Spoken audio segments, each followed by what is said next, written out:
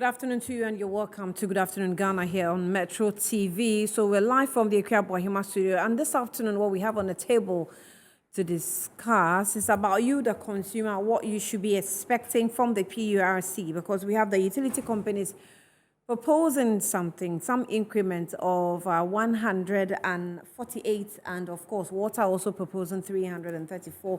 What does this really mean? Is it really literally proposing what has been, increasing by the percentage what has been proposed? These companies actually went into a crunch meeting some days back. How did they come to a conclusion by the end of the meeting? We'll be discussing what we should be expecting as a consumer. What do they have in for us? And, well, when the increase also is successful, what is in it for you, the consumer? This is Good Afternoon Ghana. We'll be back shortly with the guests, and then we'll start the discussion.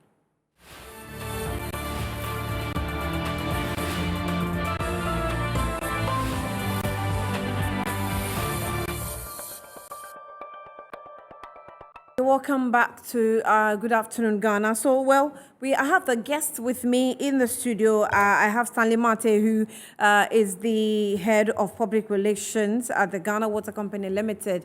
I think Stanley has been in the news for some time now as far as water production is concerned in the country. And this time it's not for, the protection of our water bodies against galamsey, but this time it has to do with increment. 334%.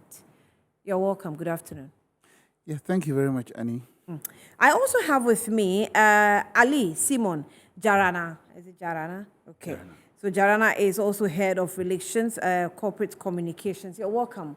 Thank you. As well. Good afternoon to you. So let me welcome you and then ask. We'll be speaking with Benjamin Boachi, Executive Director for Africa Center for Energy Policy. He will join us pretty shortly, and then we'll see where we'll take it from there. Let me start off with you, Stanley. So recently, I think 2 days ago, the utility companies, or I should say the stakeholders, were in a crunch meeting at Alisa. What was happening at that meeting? Maybe Ali should have answered that, but it's part of the processes. But before we go on, let me correct this impression that what we are doing is a tariff review or a tariff adjustment, not a tariff increase. Because at the end of it all, the determination could be that the tariff could go down, could remain the way it is, or could come up. So for now, let us maintain a tariff review until the determination is announced somewhere in July. I'm sure Ali will talk to us about it. So as part of the processes, and as part of the law establishing the PURC, maybe I should leave that to Ali to do that. Okay, so yeah, Ali, that's fine. That's fine. PRC, you can give it. Well, let me say a very good afternoon to yourself, your production team, and to our descending viewers out there. Let me start by saying that number one, the Public Utilities Regulatory Commission has not announced tariff. What we are currently doing is that in law, the very act that establishes PURC, and I'm referring to Act 538, clearly gives us a procedure, that is, there's a process in which tariffs are determined and subsequently announced to the general public. So we are following through the procedure, and the procedure is that one, the Public Utilities Regulatory Commission would have to announce to the various utilities, the utility service providers, i.e. Ghana Water Company, NETCO, GRIDCO, VRA, etc., and they'll call for some proposals from them for a tariff review, just like my senior brother rightly mentioned, for a tariff review. Those proposals were requested for by the PURC. We got those proposals. The proposals were referred to the technical committee of the commission, that is a procedure. Then the next step in leading to the determination of a final tariff is that there must be stakeholder engagement.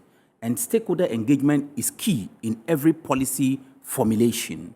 Most governments have agitations from the general public due to the lack of intensive and extensive stakeholder engagement before they roll out policies.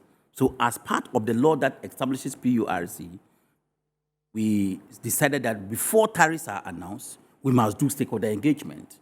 So that is where we are right now. So on, I think within this week, that was on Thursday or so, Wednesday, we engaged the media, a cross-section of the media. So Metro TV was rightly represented, ably represented over there. We sent a letter to Metro TV and a lot of the media houses. We gave them that opportunity. Civil society was invited. The various think tanks in the water sector and the power sector were all invited for these discussions. So at that stakeholder engagement, what happens is that the utilities, i.e. Ghana Water, NETCO, VRA, GRIDCO, are given an opportunity to do a presentation, a live presentation of their proposals. There's a summarized version of their proposals. Then they did these presentations, and that affords the various stakeholders an opportunity to question. If, for instance, ECG is proposing a tariff adjustment of some 148%, what are the reasons underpinning this proposal? The reasons were rightly put there. Ghana Water is proposing for some 34% increment in their tariff. Ghana Water Company, they did a very brilliant presentation. The reasons underpinning their proposal, the reasons they are asking for an adjustment in their tariff to that level, they were rightly put out there for the stakeholder think tanks, the media, who will normally run the stories. You were there. They put the thing there, ask your questions. All the teaching questions, you were given an opportunity. A forum, a platform was provided. Ask the relevant questions. Questions were asked. And I think that Ghana Water Company, I must single them out for praise. They did extremely very well. The questions were asked. Thought-provoking questions Are were you saying that because thought-provoking questions. I'm not being biased here because I am coming from an independent, institution regulator.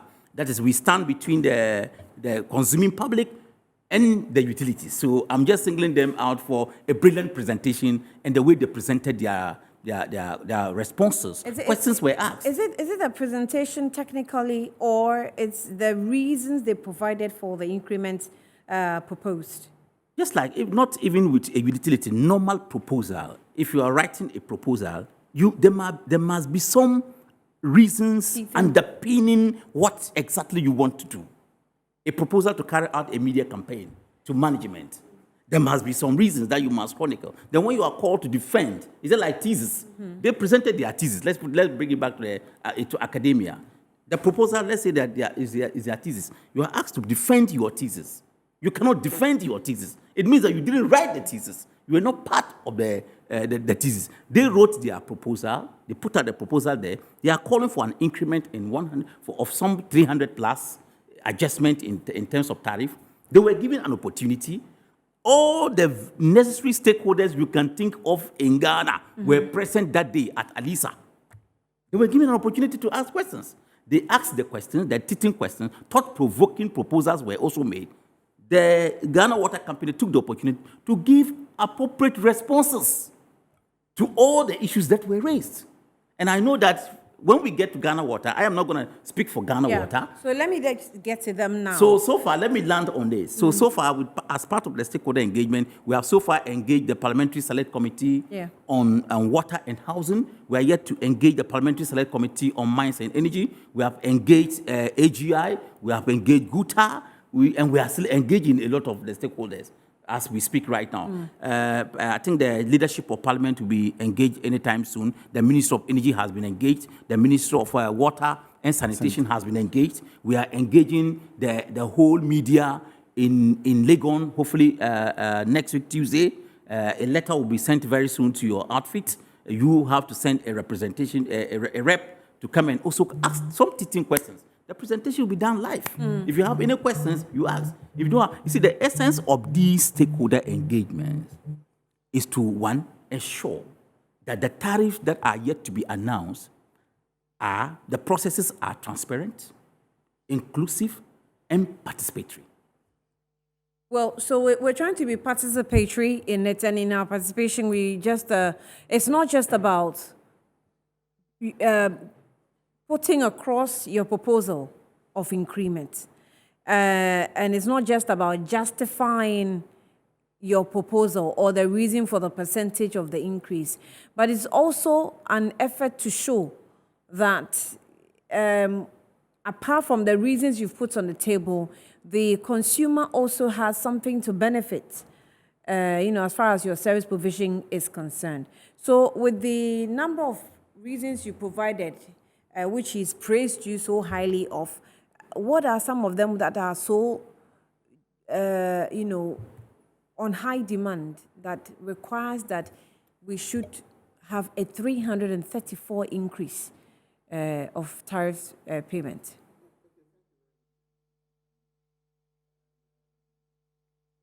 I think that I'm also happy with the fact that our regulators and the general public appreciate the presentations that we have done so far. And we are not complacent when some of these things are told to us, but it's actually motivates us to work harder. And you appreciate the fact that despite the conditions under which we work, the GWCL has always been apt to the task and is supplying Ghanaians with water. We face a lot of challenges, and this is what we brought to the fore. GWCL belongs to the government of Ghana. It belongs to all of us, and it is the sole agency or the sole institution that handles urban water or potable water within our country. So we always have been very transparent. We always have been very open with all the challenges that we face. We share with the general public so that at least we all appreciate what we are going through in getting water into our various homes. One of our major challenges currently is the cedi depreciation. Now, in 2018, when we had the last tariff, okay, we said that cost of production at the time was 15.6 cedis per cubic meter. Mm-hmm. At the time, PULC gave us 6.9 Ghana cedis per cubic meter as tariff. Mm-hmm. And we have worked with that over the period. So from 2018 till now, we still have used the 6.9 cedis as tariff. So currently your tariff per cubic meter is 6.9 cedis. Mm-hmm. Now, in 2018, the dollar was 4.3 Ghana cedis. Okay, as at the time when the tariffs were given to us. Currently, we all know the rate of the dollar as against the cedi. So the dollar is going high, the cedi is depreciating.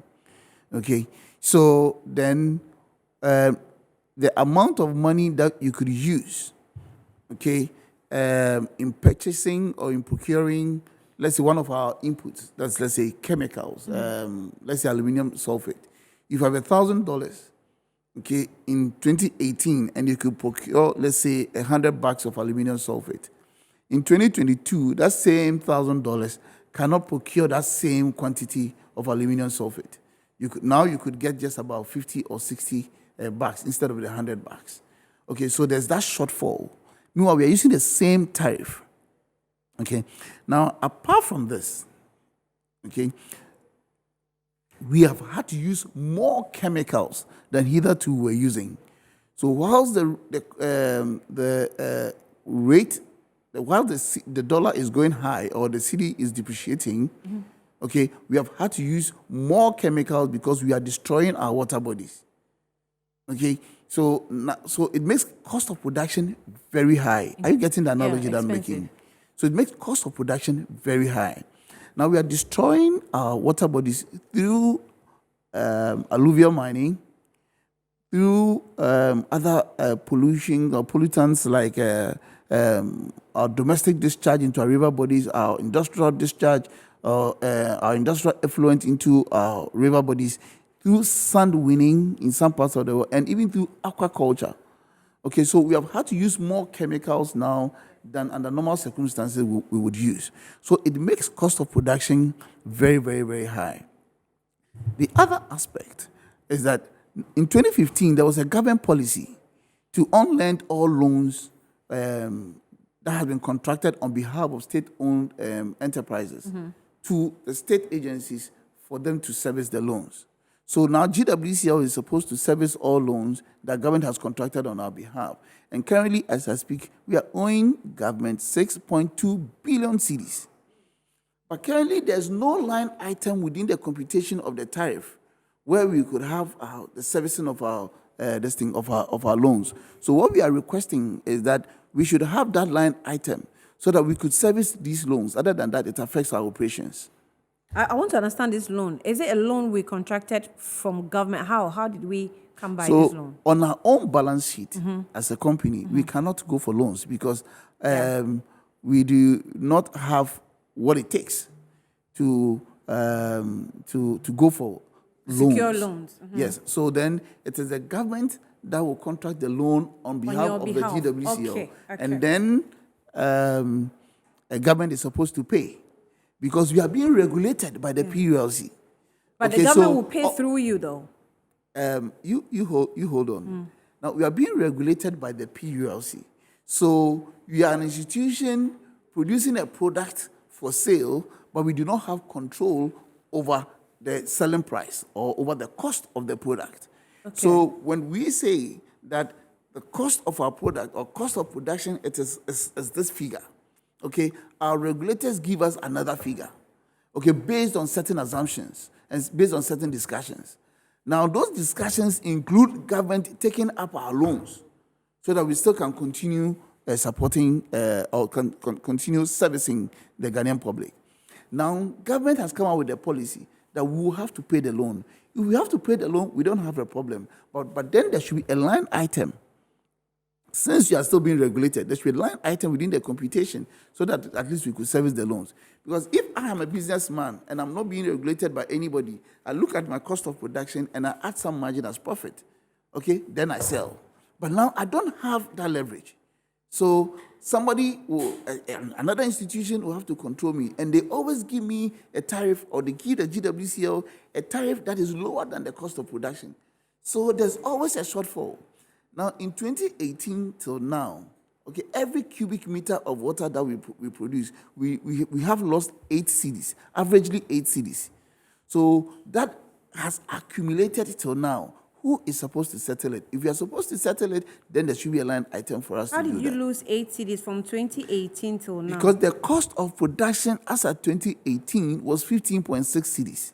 But the tariff given to us by the PULC was 6.9 cedis. So there's a shortfall. And so for every cubic meter of water that we produce, there's a shortfall of 8 cedis. 8 cedis. Why was it pegged at that price, I should say, or cost? Maybe Ali will answer that. Maybe because they are regulators. Why can I finish with our challenges? Okay, I'll come to Ali later. Okay. Now, the other aspect is that hitherto, government used to pay compensations for lands that we acquire for our infrastructural projects. Okay, now we have had to pay for that one ourselves. Okay, so for instance, we acquire land to build a treatment plant, we acquire land to lay pipelines. Sometimes we have had to destroy people's crops and all that. So apart from the land that you procure, you also pay for the crops that you are going to destroy. Okay, now for that compensation, we need to pay. Yeah, compensation. Okay, there's no line item within the tariff, okay, that gives us some funds to enable us settle that. Okay. Now, the other aspect is there's always been a gap between demand and supply. And that is why we have had to do demand management. Okay, what we call the rationing. Now, to enable us bridge that gap, okay, we need to invest a lot. Where are we going to make that money from when every time the tariff is lower than the cost of production? So these are the things that we are bringing to the fore so that Ghanaians will appreciate the challenges that we go through and for them to expect efficient services from the GWCL, okay, the way they expect, for them to get water flowing regularly through their pipelines, okay, then we need to pay a little more, and that is what we are requesting for. Now, we are taking the upper limits, okay, of the scenarios that PULC gave us. PULC gave us a template that when we fill in the template and then we fill in the formula and everything, we should come up with a certain tariff. Okay, and we have done that. Now, we have done that with audited data. So it is not like we have just conjured some figures and then we have populated our template. No. Okay, so we have done that. And the three scenarios are this. If we have to use only our operational expenditure, the tariff will end up at 19.5 cedis per cubic meter. Now, if we have to add our capital expenditure, such that we have our capital expenditure and operational expenditure, it will end up at what, 25 cedis. Okay. Now, we all know the challenges that we are facing with our desalination plant sited in Teshinungwa. If we have to add up operational expenditure or the expenditure on the desal to the tariff, then the tariff should end us at 28.2 cedis. Okay, so it is the 28.2 cedis that everybody is bundling around and saying that we want a tariff increase of 334%. But let us ask ourselves, 334% of what? The base figure is almost negligible. That is a 6.9. So you multiply 6.9 by 3.3, and then that gives us 28. You understand? Per cubic meter, and that is a cost-reflective tariff. But that's because we've left the space for so long. That should mean that we only break even. Yeah, I'm saying that's because if we are recounting from 2018. Yeah. So it's because we've left these factors within this period all the way to 2022. So if you have to do an increase, of course, why not 334%? In times past, maybe Ali will answer this, but in times past, there was what we called the automatic adjustment formula. So that every quarter there will be an adjustment or a review of the tariff based on the economic circumstances at the time, so that it could still come down, still remain where it is, or go up. Okay, but unfortunately for the past 4 years, it hasn't been really used the way it has to be used. Maybe they used it, but we still have to be maintained where we are. Now, the automatic adjustment formula has been changed to quarterly review mechanism. We hope that the PLC is going to put that one into action, so that at least if we have a quarterly review, and then we wouldn't expect that a leap jump maybe at the end of 2 or let's say 4 years. But I must say that this time around, the PLC has been very transparent. The PLC was established about 19 years ago. 1997, yeah. Yes. We are 25 years old. 25 years old. At least this is the first time I'm seeing serious transparency, okay, in coming out with the determination of the tariffs, and I must commend them for that. We have been part of the process. The quarterly review mechanism they're introducing, or they're doing something exceptional? As for that one, we are urging them that from hence, it should be regular. I mean, it is something that must be constant, so that at least at the end of, or at the beginning of another major tariff review, we wouldn't have to come up with a huge figure the way we are all terminated. 334%. When was it quarterly? Ali, let me come to you. Quarterly review mechanism. When was it introduced? It was introduced, I think, some 6-7 years ago. Oh, yeah. 6-7 years ago. Yes, and you've not been consistent with it? We've not been too consistent. Most of the times, the adjustment that come as a result of the application of the quarterly, it used to be the automatic adjustment formula, but we have moved from there and we now call it the quarterly adjustment mechanism. And then the quarterly adjustment mechanism, it is done quarterly, like after every 3 years. Yes. Sometimes we look at, there are some indicators. After every 3 months. Yes, after every 3 months. Fantastic. There are some indicators that are used most of the times in the computation of the automatic adjustment formula. Exchange rate, the macroeconomic indicators, much particularly exchange rate, inflation, but now with the quarterly adjustment mechanism, we are also looking at the performance of the utility service provider. It is key because PURC has some benchmarks that the utility service providers must operate within. Like Ghana Water Company, we are talking about some 45% cumulatively for both technical and commercial losses. For ECG, I think we are talking about some 22.6% cumulatively for technical and commercial losses, etc. So these are some benchmarks that we put. So if you, at the end of the day, you play within the benchmarks. If you go beyond the benchmark, it serves as a loss to the company. But if you play below the benchmark, it serves as an incentive. That is very important. And let me talk about the 45%. When you mention 45% as a regulatory benchmark for Ghana Water Company, people think that it's very high. It isn't high. It encompasses one, illegal connections, and that must be made very forcefully. Another thing that it encompasses is the firefighting. You see, in the firefighting, I'm going to explain here. The firefighting has to do with the Ghana National Fire Service. They go to take water from their water hydrants. It is not paid for. It is not paid for. Illegal connections, i.e. thefts, are all part of the 45%. So if I say 45% and I don't explain, someone may think that the benchmark is just too high and we're encouraging inefficiency in the operations of Ghana Water Company. But for Ghana Water Company, for me, though I sit here as an independent regulator, I think that they are doing their best within the small resources they have. Why have we left the space? I'm sorry, I come to you. You just noted down. Why have we left that space from 2018, where they have talked about all the PECs, the prices because they don't control their prices. Yeah, PURC, as a matter of fact, let me give a very quick response to that. We had our board appointed very late last year. And then for PURC, the act that establishes the Act 538, which I have a copy here, you cannot do anything without the approval of the board. We call them commissioners. You cannot do anything without their approval. So we didn't have a board. Our executive secretary has also just been appointed just about some 3-4 months ago. Dr. Ishmael Aka has now taken over as the new executive secretary of PURC. So that time around, we didn't have a board. But the consumer is now facing the consequences of your actions.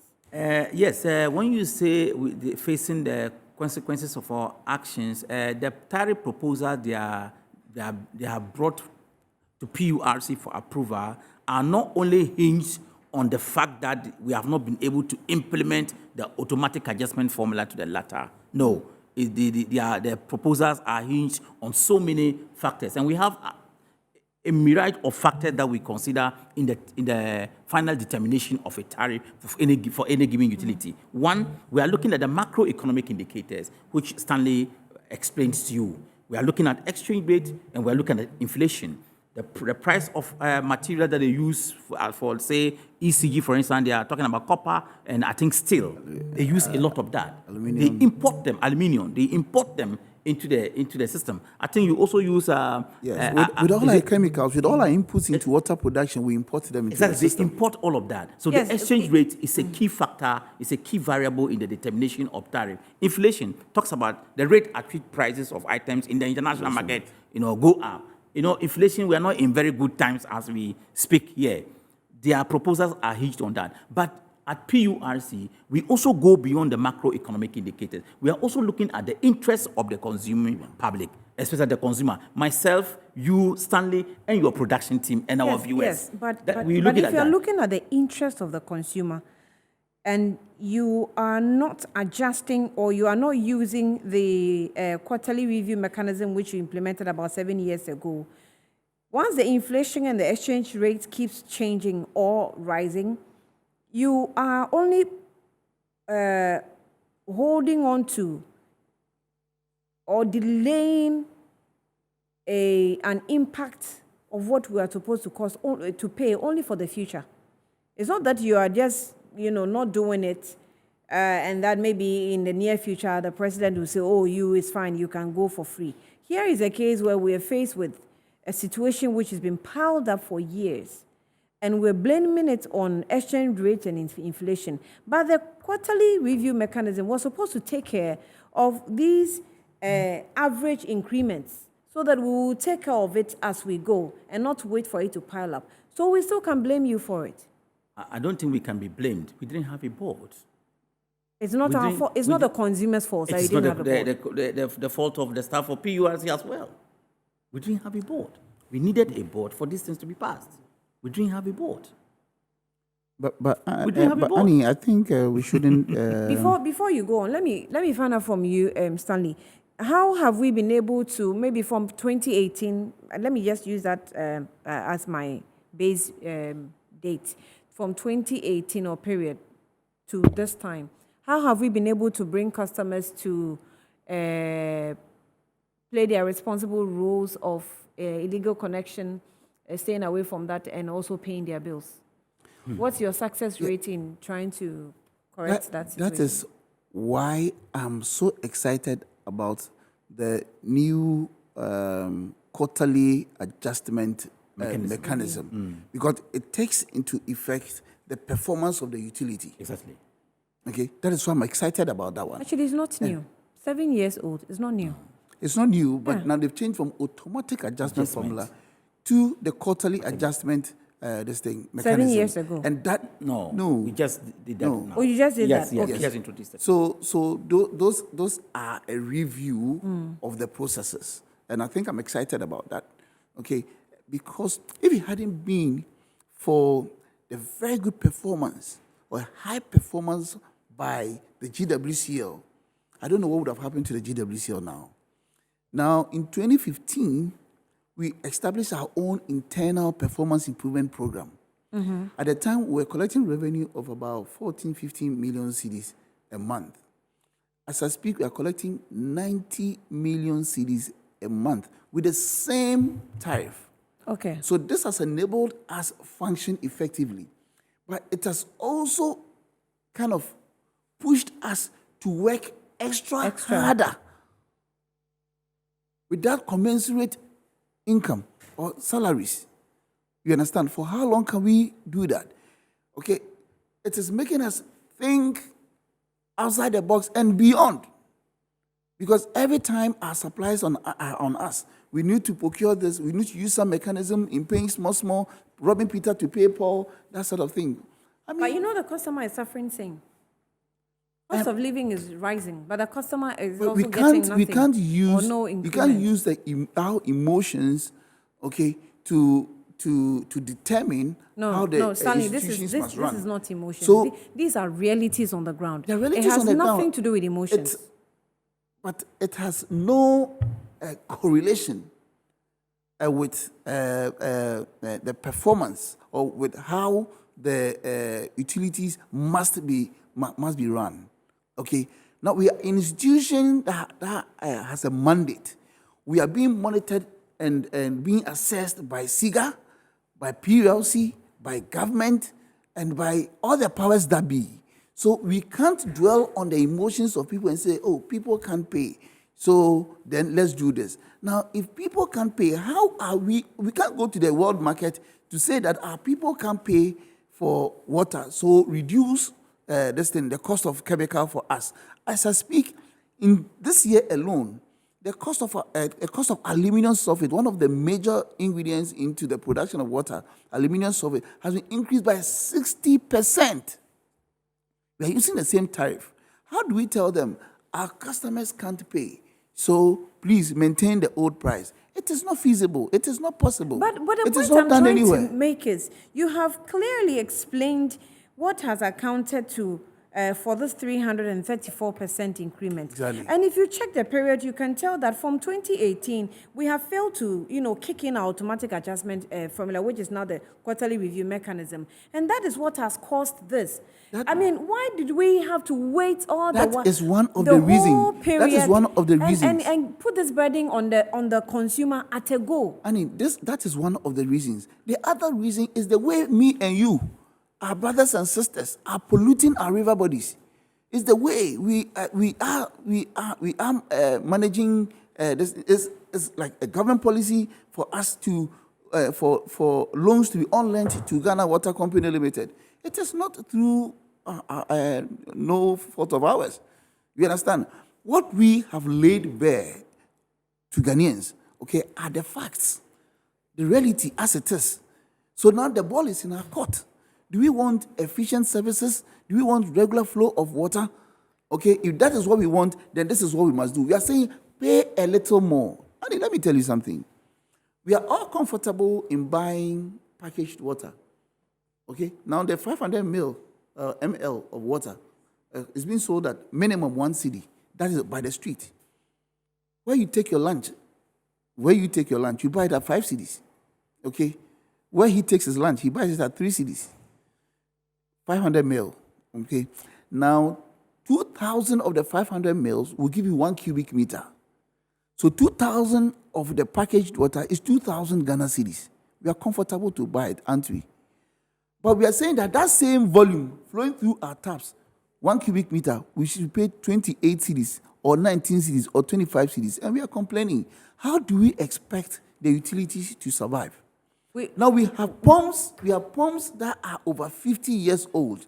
Their efficiency have reduced to less than 50%. Okay, more we expect water everywhere. We expect pressures in our lines everywhere. You understand? How can we manage an institution like we need to change these pumps? If we have to change these pumps, how are we going to go about it? I've spoken with you a couple of times, and we several have times, many times, and we've established the misbehavior of the consumer, non-payment of bills, illegal connections, galamsey activities, and all that. Those are existing teething problems within the country that the leadership must work on. But as they're working on that, we also have an institution being PURC that is working in the interest of the consumer and knows and the very utility well. service and provider. The utility, but we are first before the utility service providers, and clearly they knew what they were doing. They knew that this was going to be the consequences of their failure to have kicked in. I don't understand why this automatic adjuster should have been kept so slow and or inactive from 2018 till now. Annie, because he's more handsome than I am, you are throwing his questions at me. Maybe I'm just looking at you. I'm not throwing it at you. Well, good afternoon, Ghana. Let me, what's my time? Okay, I have some 15 minutes more. Let me take a break.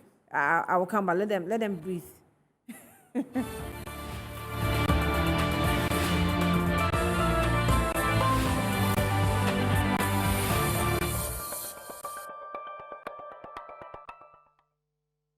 Welcome back. So we're, on Good Afternoon Ghana this afternoon with the Ghana Water Company and PURC. Today we don't have the ECG, so we can't go too much in their quarters. When they come, we'll ask some questions. This one says that, wow, this is long.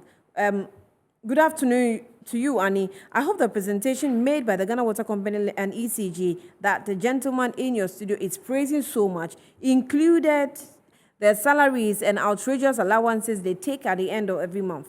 Juxtapose these salaries to what their counterparts are paid in the ministries. The quality of their service is also nothing to write home about. So, for example, just a few weeks ago, I noticed a bus distribution pipeline and decided to draw the attention to it. Could you imagine that almost all the contact numbers I have on their website couldn't be reached for a whole day? Those that were operating were also not being picked up. Again, when you go to their website, you will see that they are relying on 1993 demographic data to make decisions, especially the Tema regional website. Yet I believe there is an IT manager who is being paid every month. In fact, Ghana deserves better. Some from East Legon sent this in. This one says that Ghana Water Company is not about what you tell us. My name is Victor. Okay, I'm not getting your message clearly, but we think we can be indisciplined, recalcitrant, greedy in our aspect of environment, and have things free in other areas. We want gold galamsey, and to hell with anybody against illegal mining. Water pollution, let's drink gold. So far, well managed. Ghana Water Company. Ahmed is praising you from Tamale. Madam Annie, good afternoon. They are just telling us to pay them the supposed free water they gave us during the COVID-19 era period. Lamte from Suedru. Lamte Joshua Chabalala. Come and fix the broken pipes. You have no justification. Too much waste. how can you meet cost of production if most of the water you treat goes to waste? Good afternoon, Ghana. Please, we are suffering Ghanaians, and suffering Ghanaians cannot pay more. Sidi Mohammed. Good afternoon, Ghana, from Tamale. My area can reach more than 2 months without water. Okay, can go more than 2 months. That's what you want to write. I'm just editing. Without water flowing, but every month they bring us bills. This also says that, good afternoon, Annie. I hold the presentation. Okay, I think I've read it. I'm repeating it. But Musa Batwa says that, good afternoon, Annie. Unfortunately, ECG and Ghana Water Company are the ones doing damage control for government. When it's about populist policy of free water and electricity, the president himself announced it. It took place and took praises ahead of 2020 elections. Now, Ghanaians have to pay back the freebies on unconscionable bills. They put ECG and Ghana Water Company forward to bite the bullets, for us to bite the bullets. Okay, let me come to you. Yes. Yeah. Where do we go from here? Okay. So in all this, okay, I think it is to the benefit of the customer or to the consumer. Now, with the tariffs that we are proposing, we are also adding that to enable us reduce illegal connections or to enable us make new service connections cheaper so that more people would want to go in for water through the normal legal process other than stealing the water. We are proposing that the cost of the meter be absorbed within a tariff, okay? So that if you come for new service connection, it will be less the cost of the meter, because the meter is very expensive. Now we are using smart digital meters, and they are very expensive. So when we are able to absorb that within the tariff, then we can reduce the new service connection rate.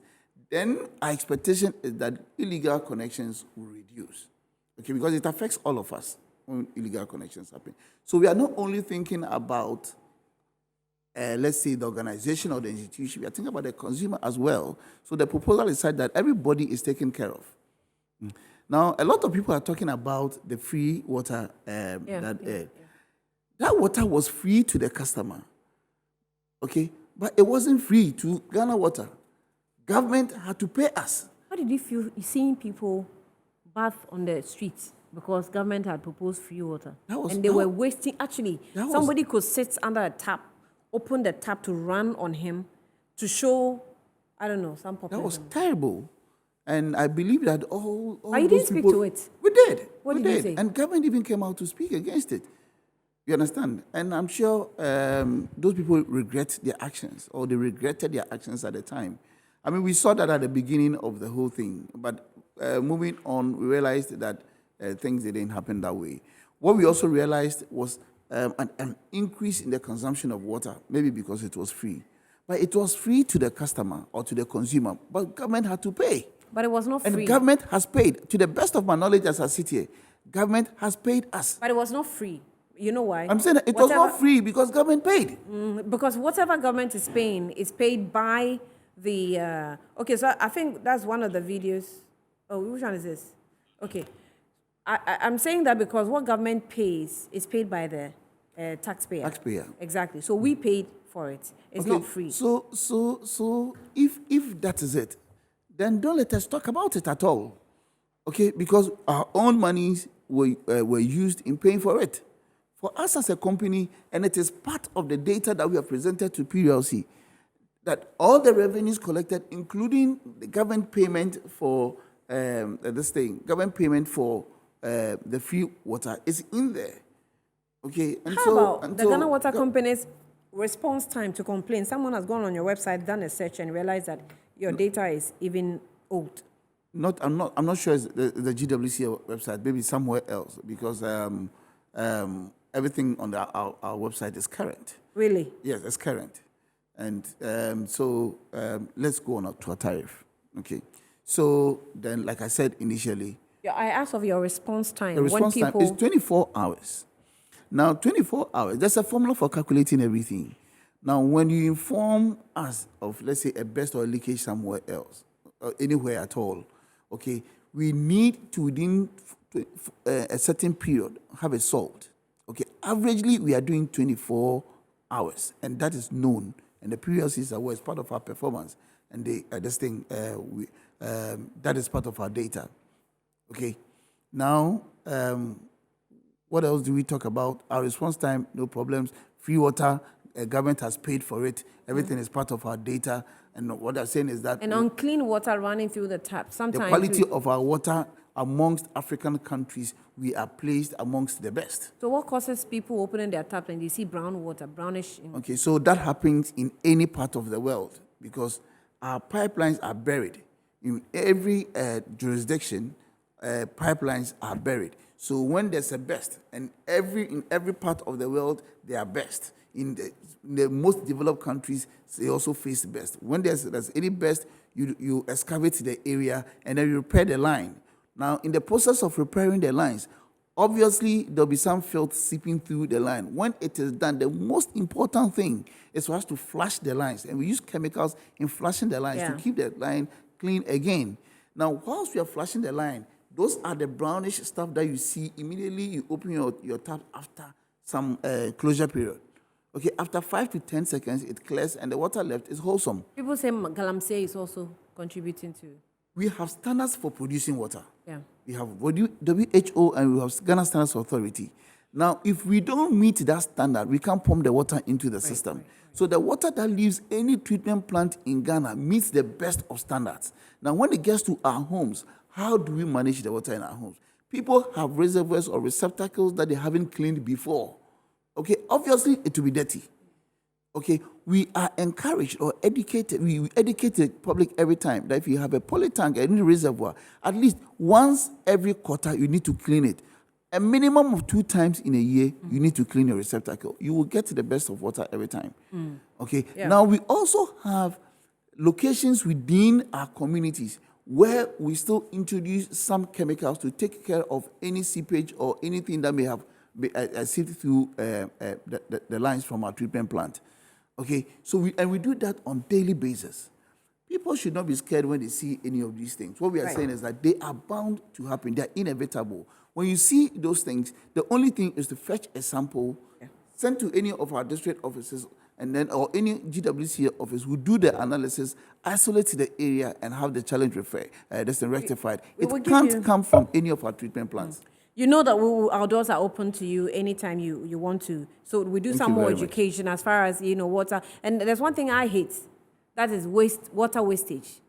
Sometimes when I even pee at home, I don't use the water in something to flush. I will use some pill, 1 bucket, 1 pill to flush because pee is pee. You don't need a whole tank to flush your pee. But let me give you the last, minutes. PRC, so listen to these messages. It says that PRC is not working in the interest of the consumer, but the companies, and have considered the percentage increase in salaries. PRC always side with the companies because they tip them. Ghana for you. So this is 148 and 341. No, it's 334 instead. And Mr. Mate says that it is little. How much increment has been given to workers? Francis Vu is asking. Good afternoon, Ghana. I'm enjoying your program. Very transparent discussion, and I'm being educated, but I have 3 questions. Did I hear PRC rep saying the fire service go for water for free? We pay for water used by the water service. 2, I have rate of 5.05 Ghana cedis. My usage. So why aren't they saying the rate is currently 6.9 Ghana cedis? Why are they saying? So 3, the money we pay for rural water, where does it go? Who takes that money? Edem Kaswa. Abdul Razak says that Tamale, Madam, more than 3 years, we don't get water at Kalohin, low cost. They don't bring water bills again. Kalpohini. Where's that? Maybe that may be Kalpohini. Kalpohini. Of course, yeah. We buy water every month. If you do not have time, let's explain this. Yes, my time is up, so you take the minute and then we go. With the fire service thing, allow me to explain. Are we going to end up paying the 334%? Oh no, these are proposals, and like I was saying, a number of factors will be brought into the final determination of a tariff. I've talked about we need to also look at the financial viability of the utilities to be able to perform, to be able to be efficient. so they can give us the light that we want, they can get us the water that they want. Then we are also looking at the interest of the consumer. I have talked about the regulatory benchmarks. All of that are going to be considered in the final determination of a tariff. A number of factors are being considered in the final determination of a tariff, and not just all what we are talking about, the figures that are being bundled around 148, 340, they are all proposals. The technical committee, we are still doing stakeholder engagement. The technical committee at the end of the day will look at all these variables, come to a conclusion, and a tariff will be announced, hopefully, if all things being equal, hopefully in July. Thank you. Hopefully in July. In July. Hopefully we'll have you again before July. Yes, sure. Let's see how the discussion is going. Exactly. Because it's just a proposal, as he's saying. Exactly. For Stanley Mate, we'll have him every day. Exactly. Ali Simon Jarana, yeah. yes, is a head of public relations at Corporate Affairs Communications, PURC, and also Stanley Mate, Ghana Water Company Limited, public relations, head of public relations. I thank you for making time with us. But that's just a tip of the explanation to what's been going on. We'll have some time again for these people. Sure. Thank you for watching. I'm Annie Fong.